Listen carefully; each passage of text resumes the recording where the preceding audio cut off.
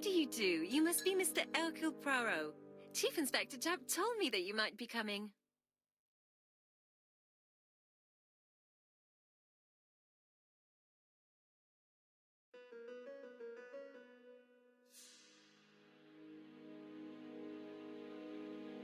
Madame, you may be of valuable help to me.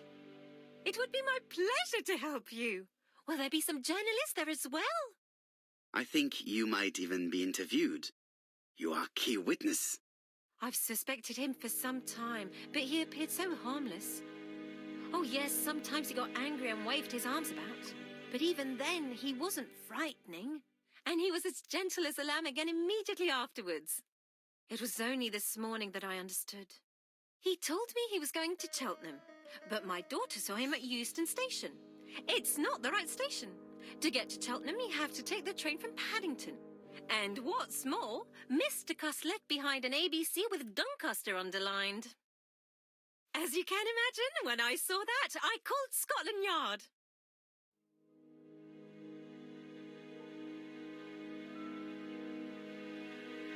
One moment, please.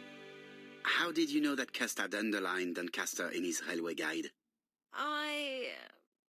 I went and had a look in his room. I see.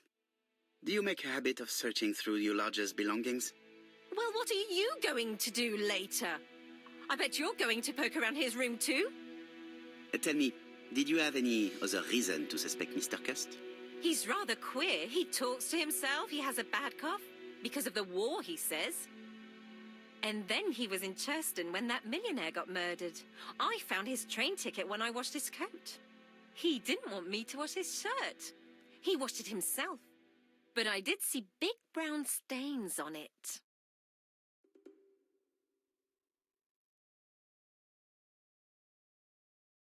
Do you think it was blood? It might have been. Cust used to travel for his work. Is that correct? Yes, although he was unwell on trains. Do you know where Cust was at the time of the murder in Andover and Bexhill? On June the 21st and July the 25th? No idea. But surely you keep a register. It won't do you much good. Mr. Cuss rents his room for the year. If he goes away for a few days, I have no reason to make a note of it. Ah! I remember one thing. Bexhill's by the sea, right? Indeed, it is a large seaside resort. Well, as it happens, at the start of July, Mr. Cust asked me to repair his bathing dress. Suspicious, huh?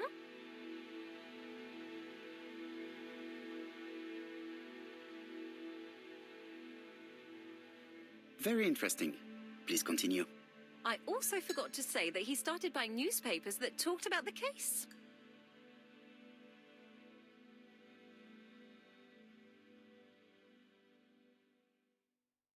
When did he start buying the newspapers? Let's see. I think it was just after the millionaire's murder in Churston. He didn't seem all that interested before that. That will be all for now. I'm going to take a look at his room. Take the key on the counter.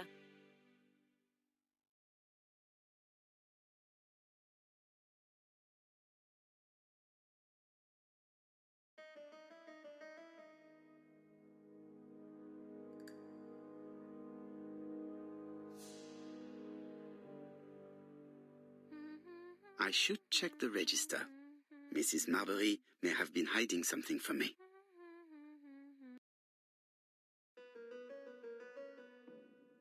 I don't think my register will help you. Mr. Cuss rents his room all year. If he goes away for a few days, I have no reason to make a note of it.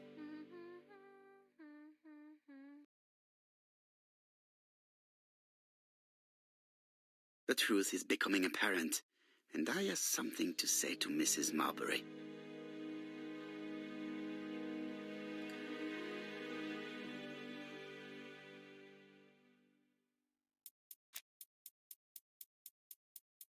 This woman appears to be in a bad mood.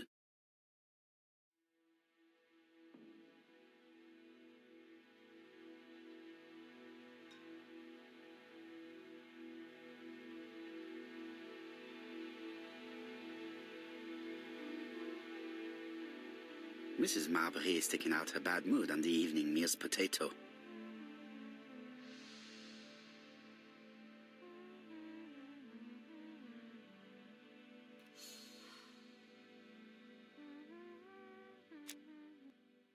Mrs. Marbury, if I am to believe the register, you rented room 306 to a certain Mr. Fishman on the day of the Bexhill murder. Room 306 is Cust's room. Can you explain yourself? If I did, it was because Mr. Cust wasn't here. What about it?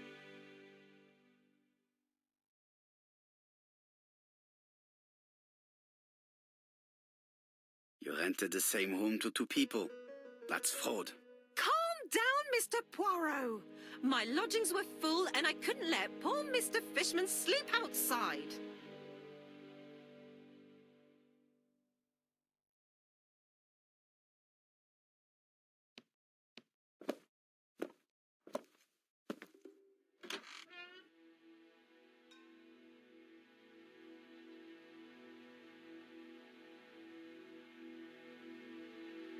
This dark stain. It could be blood, but goodness knows how long it has been there.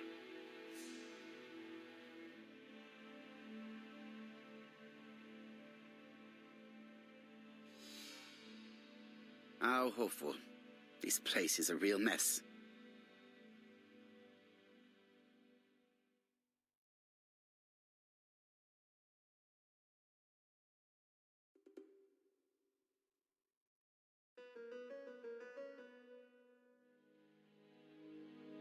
The least we can say that Mr. Cust is not very concerned about order and balance.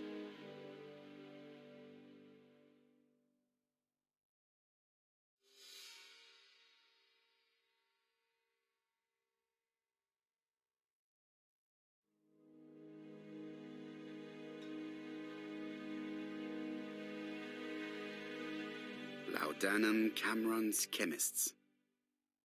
Laudanum, a medicine for coughs. It is what Dr. Clark prescribed for Mrs. Asher. This subject will probably be useful to me.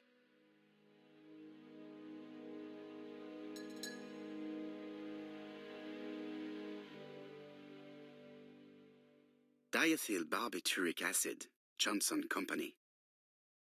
I know this medicine. It is a powerful sedative. This subject will probably be useful to me.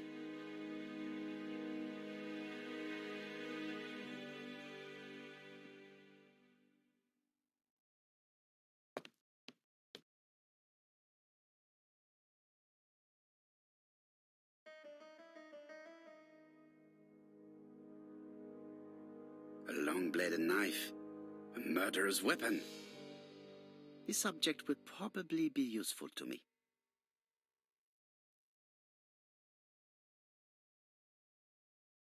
It's an ABC. Cust is parsimonious. He keeps his pencils and sharpens them until there is nothing left. It is clear that he did not grow up in luxury.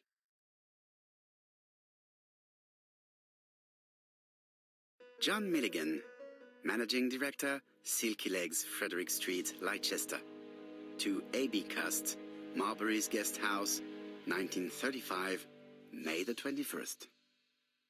Dear Sir, further to our letters dated 5th and 10th of the month, we confirm we are you as door-to-door salesman, according to the conditions stated in our previous letters. We will send you the articles by mail and also a red field typewriter you will be using for every business letter. Regarding the schedule of your rounds, please do as following. June 21, Andover. Arrive by train the 20th in the evening and get a room at Station Hotel. Start your turn in the north part of the town. This letter establishes that Cust went to Andover, but the ink has hidden the destinations of his other trips. I know from Mrs. Marbury that he went to Churston. I just have to show that he went to Bexhill, and I will have proved that he was present at all the crime scenes.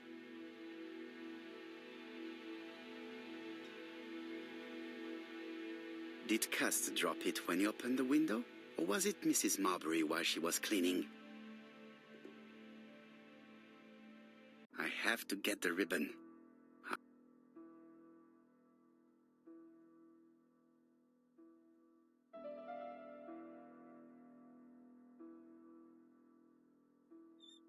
The left-hand heel has been removed.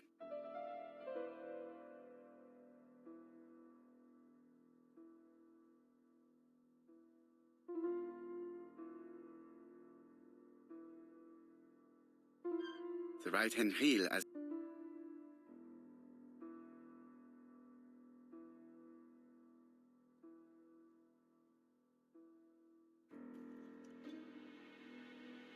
And here is the ribbon. Let us see if it was indeed used to write the letters sent by ABC. I only need the ink ribbon for my inquiry.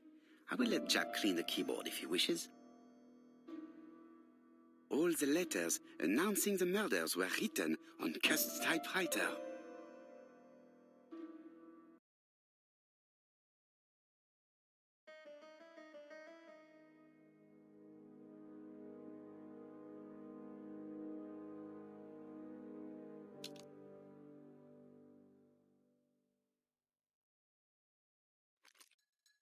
This knife is very useful. Who knows, maybe it never cut anything other than string. Stockings.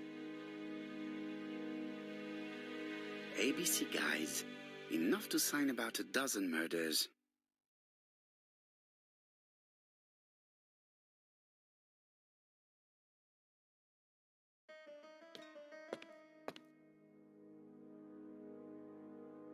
Trousers, white shirts, everything has been washed very well. The Bexhill daily paper, dated from the day of the Bexhill murder. Most probably the bathing dress repaired by Mrs. Marbury's expert hands. All the main articles referring to the ABC case are here, from the Churston murder onwards. Nothing before that date. Let us now try and get our brain cells to work.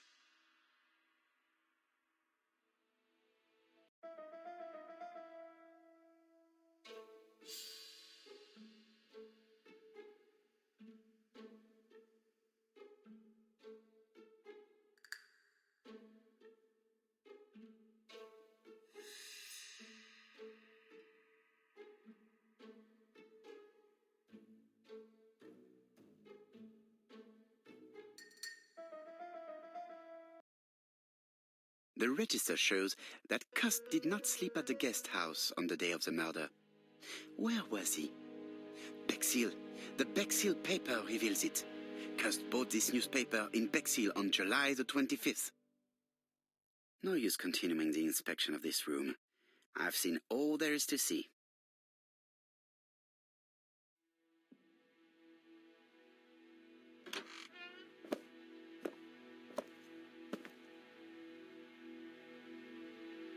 Goodbye, Mrs. Marbury. Thank you for your help. I look forward to seeing you again, Mr. Poirot. Ah, Chief Inspector. I was about to leave. Good evening, Chief Inspector. Welcome. Please excuse me, I must go to the kitchen. I'll leave the key of Mr. Cust on the counter. I'm sorry I'm late. I've spent ages with the Doncaster police. And you? I have established one fact. On 3 occasions, Cust was at the scene on the day of the crimes.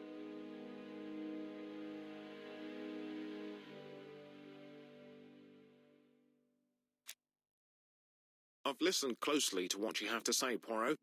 For me, there's no doubt Cust is guilty. Do you have any element that might prove the contrary? That is what we're going to look for. Let us now try and get our brain cells to work.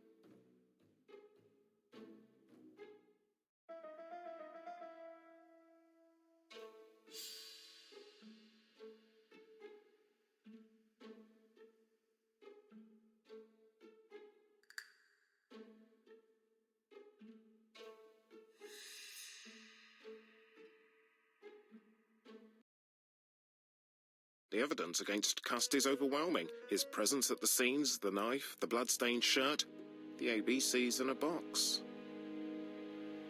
C'est vrai. However, the blood Mrs. Marbury saw on Cust's shirt may have been his own. According to his medical records, he suffers from hemoptysis. The murderer cut Sir Carmichael's throat from behind, and the blood spurted outwards. You would expect the murderer's shirt to be stained on the sleeves, not on the buttonholes, yet we see quite the opposite. You would expect the murderer to keep the newspaper articles about his crimes. But Cust's collection starts in Cheston, as if it discovered the case rather late. I agree it's troubling, but it doesn't change my mind. There's small details that we should be able to clear up by questioning Cust. When can we talk to him? Doncaster is sending him to us on the first train. Are they questioning him already?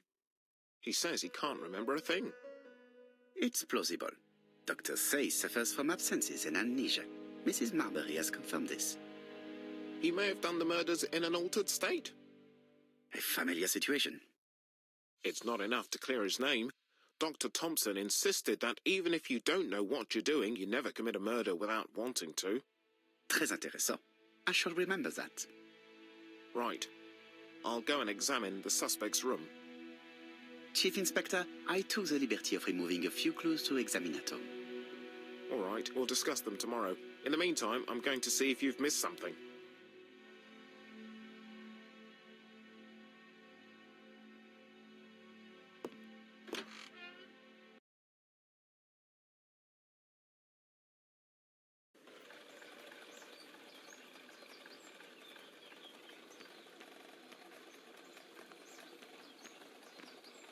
To Scotland Yard, please.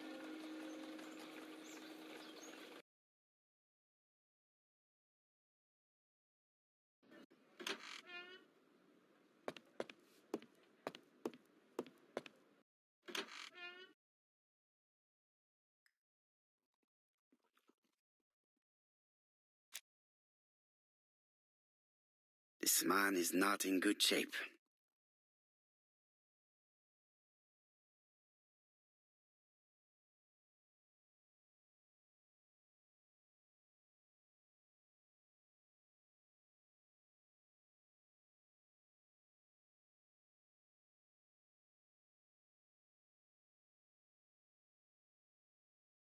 He is worried and very tired, and other police have been hard on him.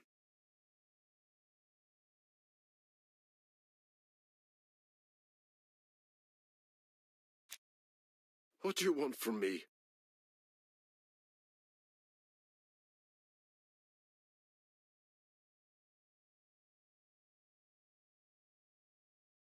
Good day, Mr. Cust. I am Hercule Poirot. Ah, you're the detective.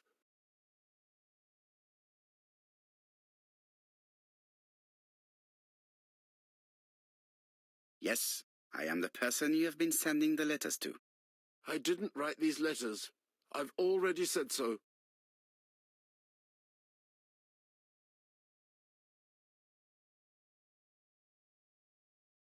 Maybe you forgot that you wrote these letters. Yes, it's true. Sometimes I forget. Maybe I did type them.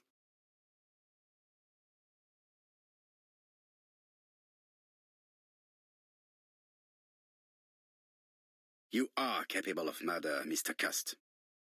It's true. During the war.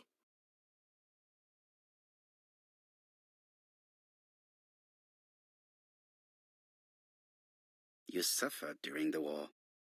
It's true. I was wounded. I suffered. But the army was the only place I didn't feel inferior. No questions. Just orders to follow. But ever since you were wounded, you have absences, bouts of amnesia. And headaches.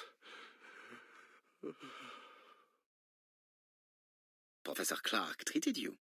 Yes, a few years ago he really helped me with my burned throat.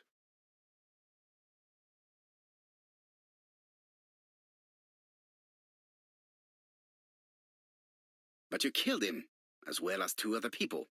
That's what they all say.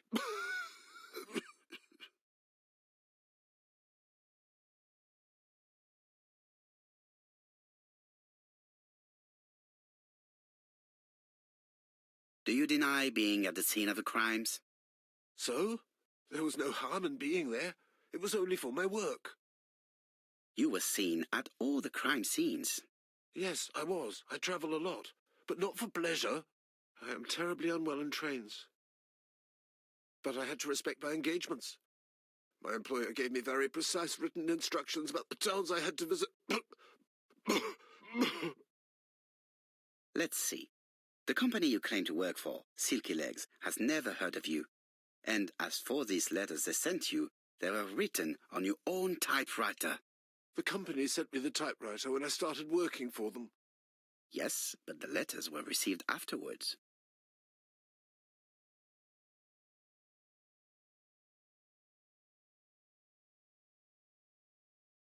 It proves that you wrote them. I may have. Good God! I don't know what's happening to me. My head hurts terribly.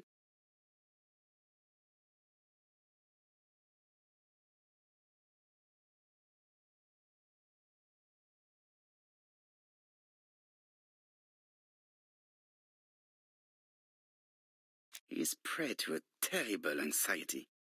Is it remorse?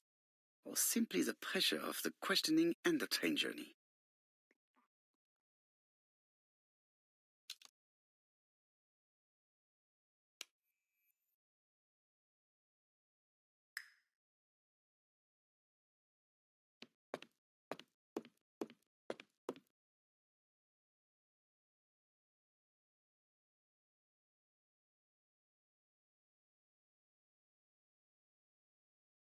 I know this medicine.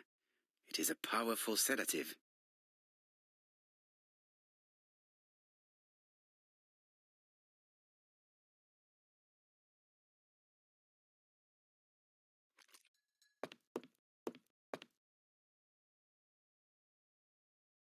Take this. It will help you.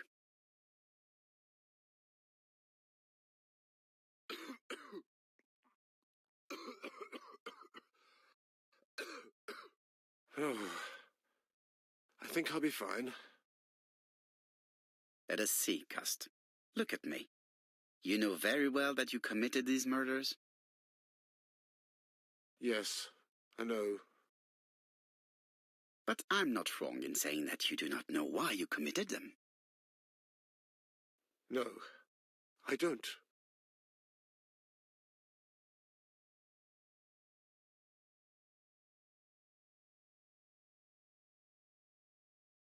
Let us leave Cust alone. He's at the end of his tether.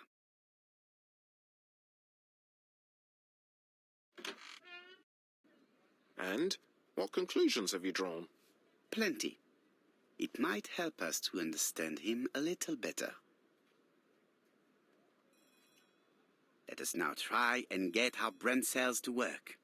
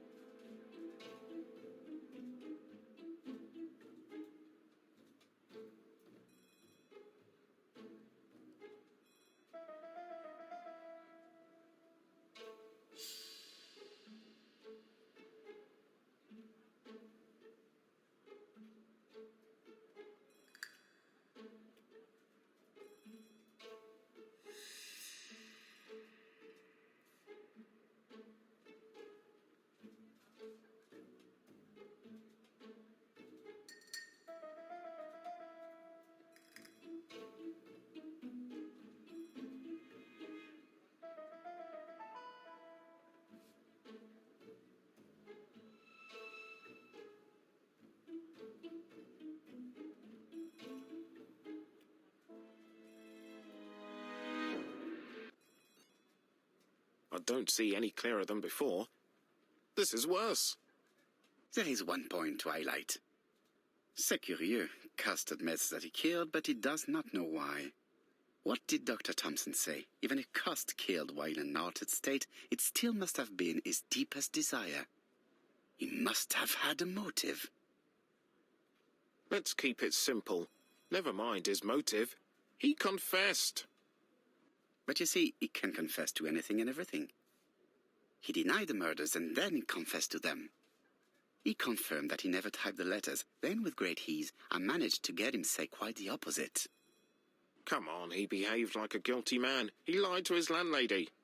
Because deep down he believes himself guilty. From the papers, he noticed that he had always been at the scene of the crimes. He must think that he killed and then simply forgot what he had done. How can you be so sure? Let us look at his psychological profile. You will understand my point of view. Let us now try and get our brain cells to work.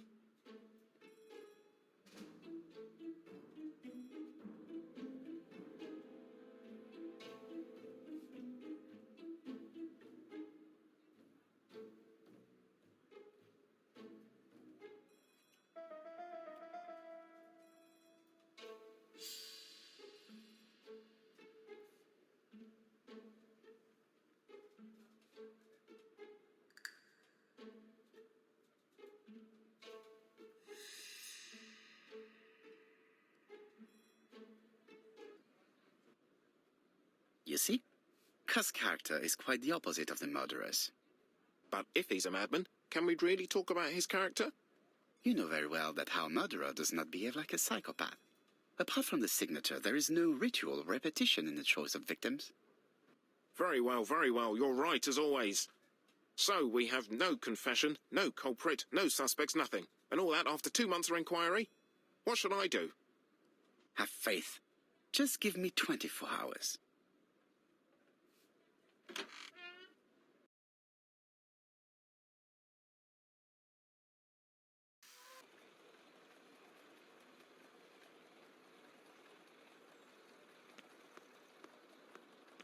To Whitehaven, please.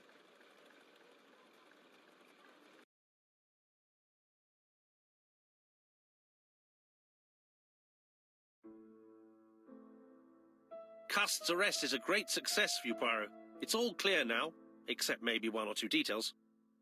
Details. Ah, mon ami. The devil is in the detail, as we say. Excuse me? Patience, Hastings. Everything will be clear once our guests arrive. Best be prepared. Slip a revolver into your pocket before they do. A revolver? But Poirot, what are you afraid of? Trust me. It is important you carry a weapon for this meeting. I will lend you mine. What about telling me what you have in mind? Surtout pas.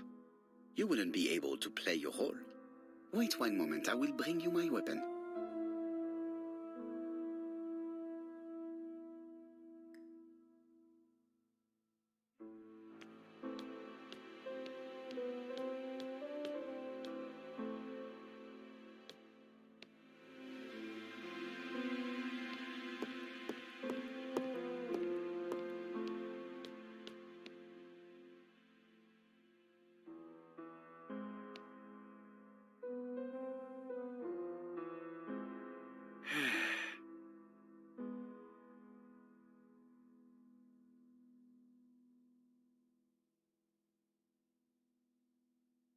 It is not the right time.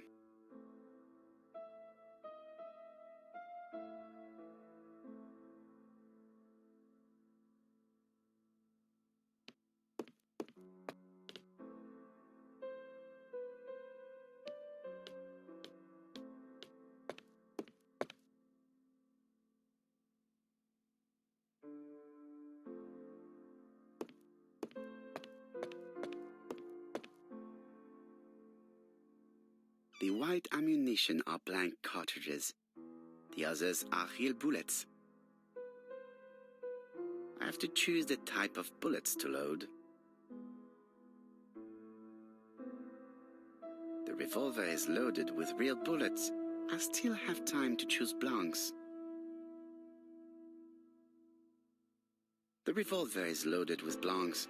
I still have time to choose real bullets. The revolver is loaded with real bullets. I still have time to choose blanks.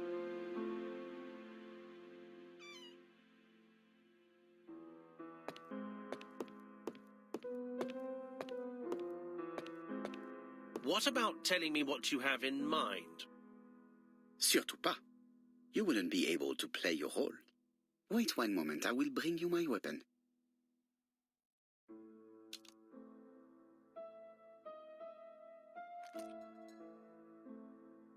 Voila, I entrust you with my weapon. It has hardly been used, it is almost new.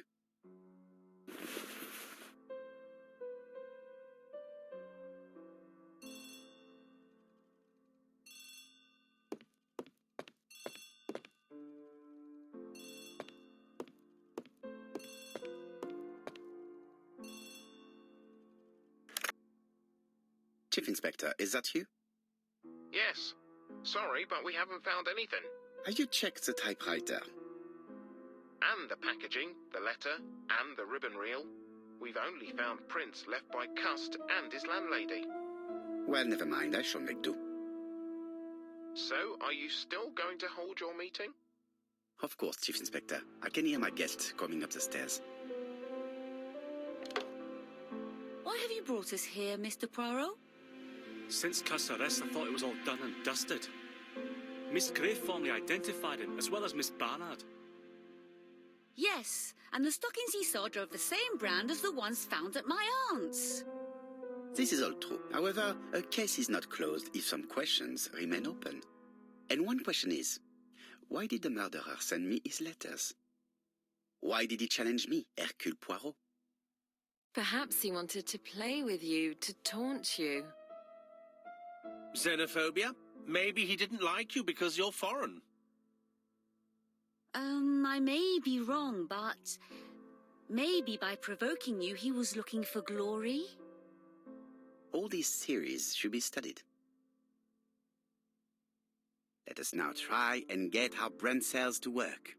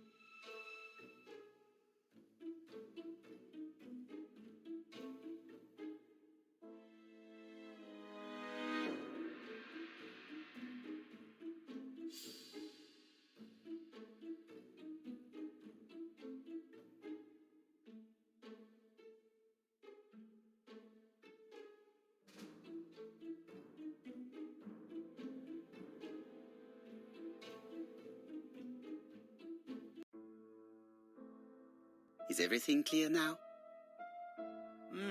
You might like to explain your reasoning again. Of course. First of all, remember that the murderer made it a rule to always post his letter before the murder. He never digressed from that rule. However, in Churston, he encountered a problem. The village has only 500 inhabitants. With advance warning, it would be easy to arrest him. Therefore, the murderer delayed his letters deliberately with the wrong address. The plan wouldn't have worked if he'd sent it to Scotland Yard or the papers because everybody knows their addresses. The mistake would have been corrected and the letter would have been on time. That is why the murderer chose me as the recipient. Because for his plan to succeed, it was necessary for at least one of the letters to have a wrong address and get lost. It was very cunning. Absolument. It is a very subtle plan. It matches the profile we have drawn up of him perfectly. That of an intelligent, daring and calculating murderer. But that's not how you describe Cust. You are quite right, mademoiselle. Like you, I find it hard to believe that this dull character is the clever murderer we are looking for. Do madmen... I mean, if he's mad, he might have two very different sides. No doubt. But the murderer is not mad. All the specialists agree that he does not have the profile of the psychopath. But if Cust is not guilty, how do you explain his presence at the scene of the crimes? Mr. Clark, the answer to your question is in the medical records of your brother's patients. Documents which Cust most certainly did not have access to. Let us now try and get our brain cells to work.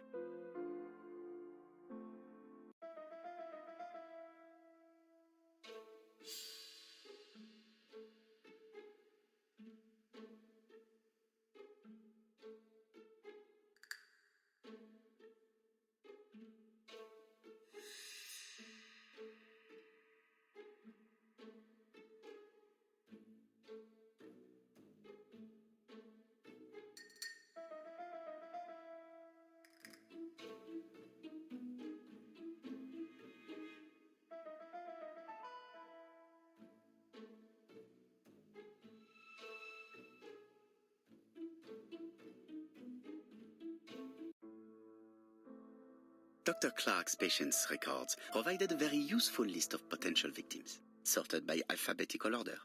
The killer definitely used it, explaining the fact that all the victims were former patients of the doctor. It is this fact that clears Cust once and for all, because he never had access to these records. So how did he happen to be at the scene of the crimes? Either the murderer sent him there, or Cust was following him closely. Cust's highly suggestible nature leads us to the second hypothesis. The murderer was manipulating him. He systematically sent Cust to the towns where he was going to strike, so that the suspicion would land on the poor man's shoulder. That's evil. What sort of killer could have such a plan? And what would he gain from 3 completely different murders? Indeed, it seems unlikely that the same murderer committed all the crimes. What should we take from that?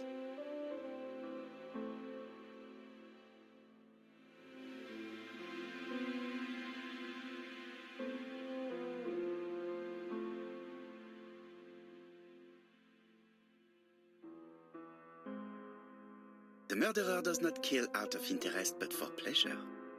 You yourself told us that the murderer was not a psychopath. Ah oui, absolument. Therefore, let us look for something else.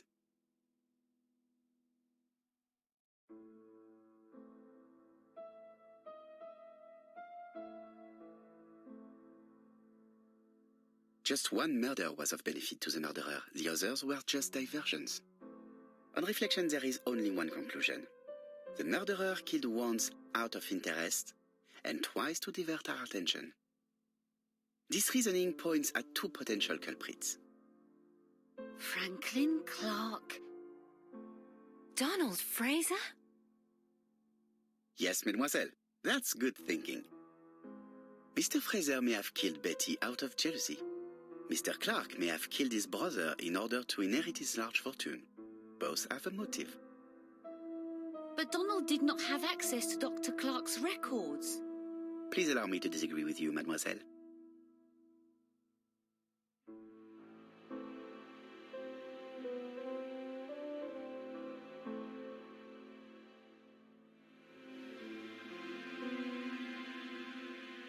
Donald, too, has been treated by the doctor.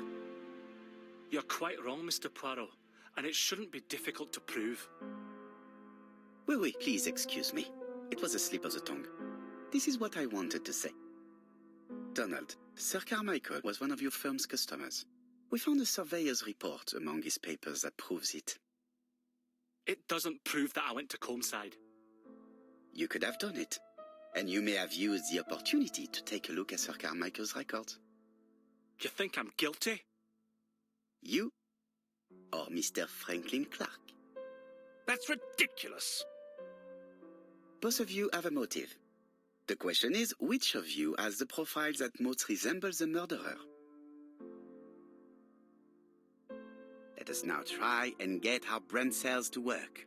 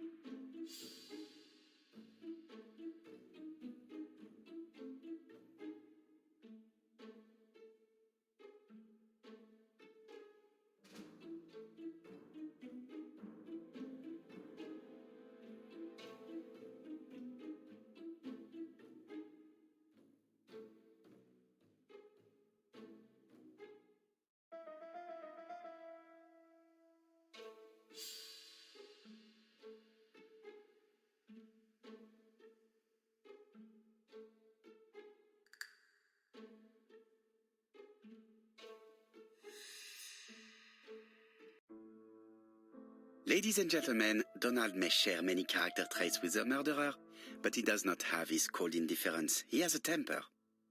It is hard to imagine him planning anything. Also, jealousy is his motive, and crimes of passion are rarely planned. Right, I suppose it's my turn to be subjected to the same scrutiny. Absolument, Mr. Clark. Let us now try and get our brain cells to work.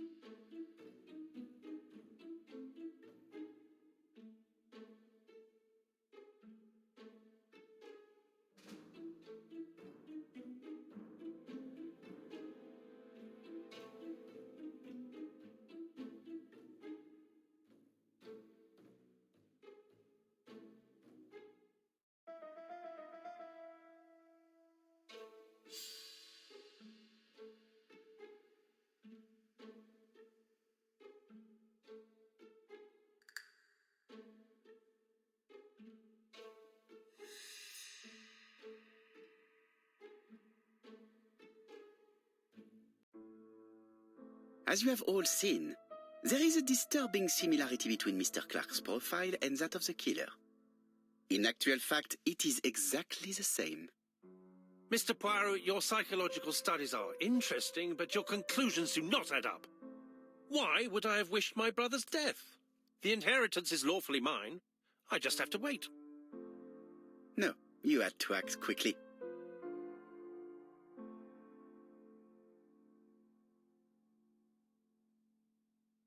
because you are incapable of waiting. Really? Well, I am no murderer. You presented him as being a cold and patient schemer. Certes, normalement. But Lady Clark's imminent death precipitated events. Mademoiselle, although you haven't been telling the truth, there is no doubt in my mind that you would have found a way to marry Sir Carmichael after Lady Clark's death. For you, Mr. Clark, it was a disaster. If Miss Grey had children by your brother, you would not have inherited a thing. You realized the danger after reading several letters from Comside, especially one in which your brother opened his heart to you. So you hurried home from China, and you took action. In truth, Cust was no more than a puppet manipulated by the real culprit. You, Mr. Clark. Such an imagination, Mr. Poirot. In fact, nobody manipulated Cust. The famous instructions he received by post. He wrote them on the typewriter. We know that for sure. Oh no, you know perfectly well. That is not true. Eh bien voilà, light has now been shed on the ABC murders.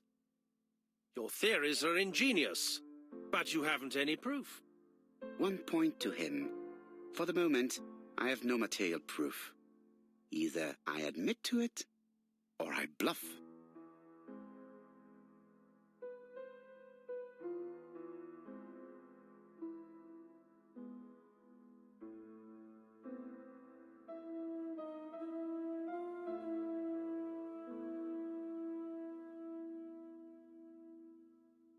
One thing proves it. The prints you left on Cust's typewriter. Enough. Oh, of course, you wiped the typewriter before sending it. But not carefully enough. Scotland Yard has found your print along with those of Cust. I understand why you never wanted to lend me your new typewriter, and why you were searching through your brother's things. And the hole you dug on the moors. What did you hide there? The knife you used to kill your brother? Game, set, match. You win, Mr. Poirot. But it was worth trying.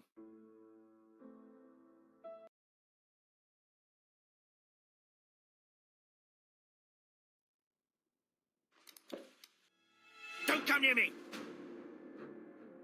I'll never let you take me, Mr. Poirot.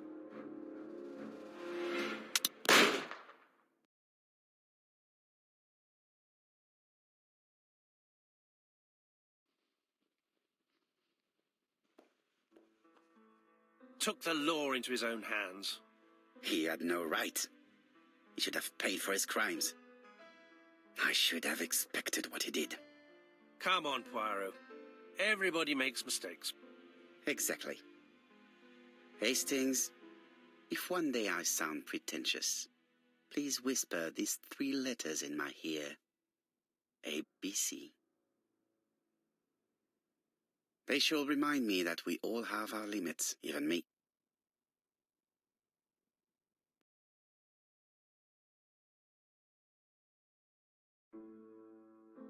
Disappointed at having missed the chance to become Lady Clark, Thora Grey left England. Donald Fraser and Megan Barnard married. On Poirot's recommendation, Mary Drower started to work for Lady Clark. The elderly lady's condition suddenly took a turn for the better. And a few months later, to Dr. Logan's great surprise, she was back on her feet again. According to this eminent physician, it appears to be an extremely rare case of spontaneous remission. Lady Clark has enjoyed very good health ever since.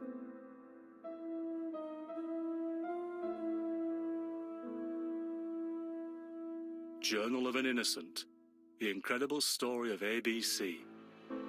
As for A.B. Cust, after being advised by Poirot, he made a great deal of money by selling his story to the press. And as for me, and with business booming, the Black Swan has become the #1 tourist attraction in the whole of Yorkshire, even more popular than York Minster.